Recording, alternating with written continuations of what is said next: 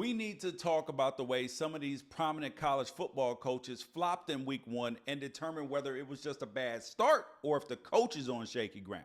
Let's start with Brian Kelly over at LSU because they came into the season ranked number 5 in the country despite finishing last year's SEC slate getting blown out by Texas A&M and Georgia, then losing 6 players to the draft. The ranking was based upon hype though, and there ain't nothing wrong with hype if you can back it up.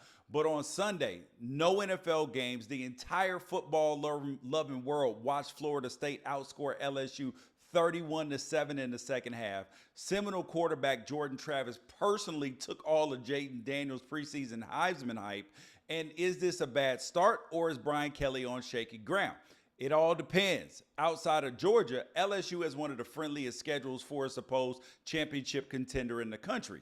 It's all reasonable to expect the Tigers to turn the page on that L, steamroll through the next 7 games before they head into Tuscaloosa November the 4th. But this loss might be the humbling the Tigers team needs, head coach included. And sticking with the SEC, what about Billy Napier over at Florida?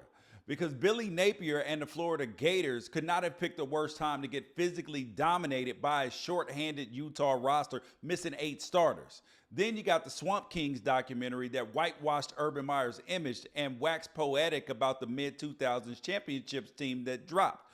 You can't be out there giving people a reason to think about their ex. And Billy Napier is a good man and a good coach, but these Florida fans want a bad man that gets the job done. And their last 2 games had them getting manhandled by a supposedly soft Pac-12, and the Gators went 0-4 last year against ranked opponents in the SEC. They got issues at quarterback, on and off the field, and the quarterbacks are supposed to be part of Napier's specialty. I think the ground there is shaky, and if the Gators lose back-to-back games to Vanderbilt, who they play on October 7th, that ground in Gainesville might just open up and swallow Napier whole. Now, what about Dabo Swinney over at Clemson? Because they got smashed by Duke. Meanwhile, former Clemson quarterback DJ Uiagalelei, who was supposed to be the problem, put up 5 touchdowns in his Oregon State debut. And if you pay attention to the national media, you would think the sky is falling on Dabo. You would have never guessed that this just snapped a 12-game winning ACC streak. But the reason that Dabo has been in direct opposition to the national narrative, it has been increasingly made up by a number of former athletes. And to be honest, we're all sick of the BS. He's not a bad man. On the contrary, I believe he's a good man that has confused his personal morality with the immoral structure of profiting off of uncompensated labor of the players.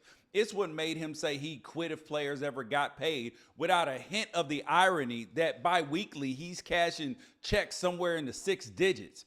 It's also what has made him reject the transfer portal in an age when his school's brand recognition is at an all-time high, while demonstrating the pinnacle of hypocrisy by not speaking against his school flirting with jumping conferences for a bigger payday.